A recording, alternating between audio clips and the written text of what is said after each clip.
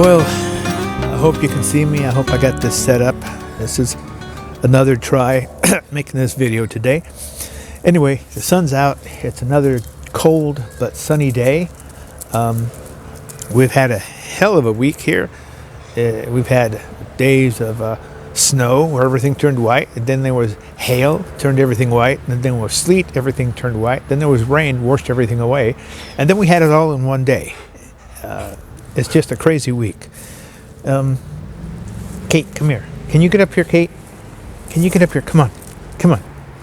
I don't think you can see Kate in the picture, but she's here. I'll make this quick because the other ones I just blabbered on way too much and went over 10-15 minutes. If you're seeing this, hopefully the RV is in the shop having the last humongous upgrades done to it. I'm having the old ancient carrier AC unit that was originally put on the RV back in 2007 removed. I'm getting the 12 volt TRX 2000 Dometic air conditioning put on. I'm upgrading the battery bank. I'm taking out the 3 individual 100-watt Battleborn batteries and installing 2 brand new 270 amp hour Battleborn batteries. And the one stickler that we have is the roof rack for the solar panels we'll be installing for 800 watts of solar. The problem is my Sprinter van RV came as an RV with all this stuff on top of it. And it's not like a plain old Sprinter van with nothing up there where people can just put these pre-manufactured roof racks on and then mount the solar panels to that. That just like leaves a little bit of space above the ceiling or roof of the RV. Well, none of those. I've researched them all.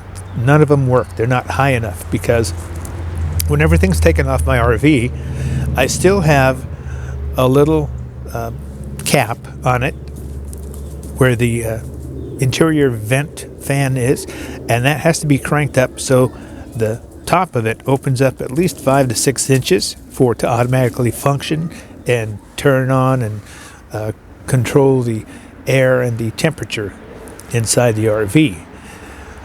None of those give me that much gap. They all hug the roof.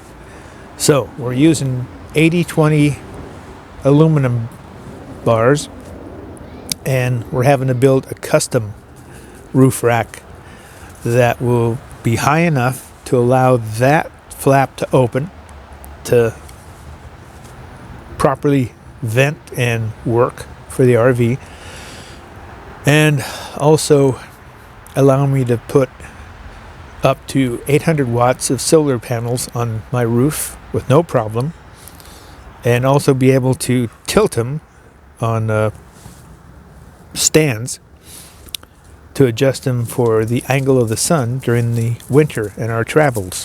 What's up, Kate? Huh? Kate, can you get up here? Your hindquarters ain't working too well. But let's see. Come here. Let's see if we can get her up here. Come here. Oh, Kate, you're heavy. Oh, I'm sorry. I lift her up and the hind end goes. So, sorry, Kate. You just have to stay there. So, yeah, that's what's going on. Hopefully,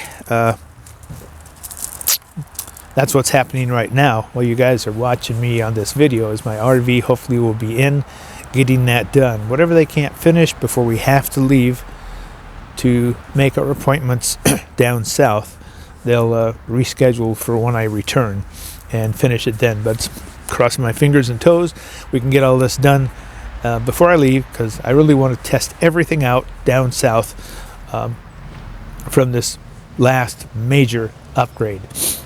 Anything beyond this that I do to that rig is, I think, would be totally ridiculous and a waste of money and time.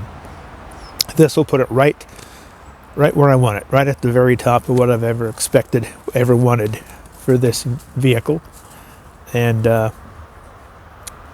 well, Kate and I, and eventually the new pup, whenever she comes, are going to be doing a lot more adventures and a lot more traveling. So I think that's it.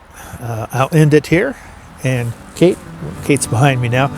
Kate and I, as always, wish you all happy trails and woof woof. Catch you later.